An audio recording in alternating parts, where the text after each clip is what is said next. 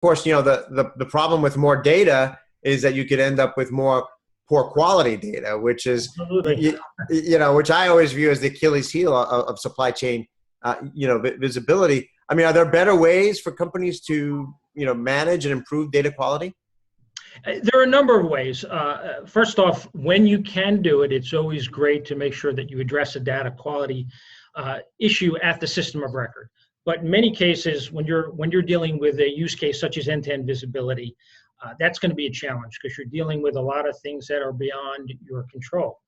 And so historically, what we see is a certain kind of patterns of data quality problems. So, and this, of course, means you have the data already and it's coming in. But let me give you a good example.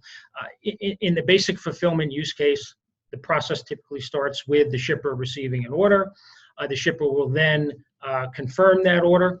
And then the shipper, when the shipper confirms that order, that shipper is going to link a purchase order with a sales order number, okay? Then it gets interesting when you're dealing with booking the shipment itself. Typically, the booking is going to come from the shipper. It's going to go to the carrier. It's going to have a sales order number that will link to a delivery note and ultimately a shipment. Now, all of these have to be linked, be able to provide that kind of visibility. But typically, we'll see that a shipper may change the sales order number in their systems from when they confirm it to their customer to when they actually book it with the carrier. So typically, they may add a prefix of 3 zeros. And we see that situation pretty commonly, either 2 zeros or some other kind of standard prefix that the same shipper who's creating those numbers, depending what system it's coming from. So if it's going back and he's confirming an order, it will be okay.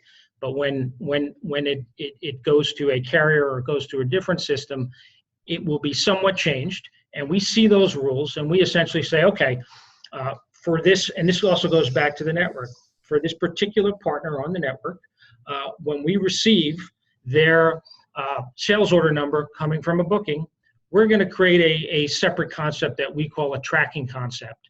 And we use that for that carrier or for that shipper for all of his connections. And what we do is we get that sales order number, we leave the transaction alone, but we take the sales order number, we strip out the leading zeros, and we put it in a tracking field, essentially a tracking data element. And we use that to track all of that customer, all of that shipper's shipments throughout the network. So there are ways, in other words, we're dealing with data inconsistency at the point when we see it, and we're able to reuse the logic that we put in place to clean up that data in real time, essentially.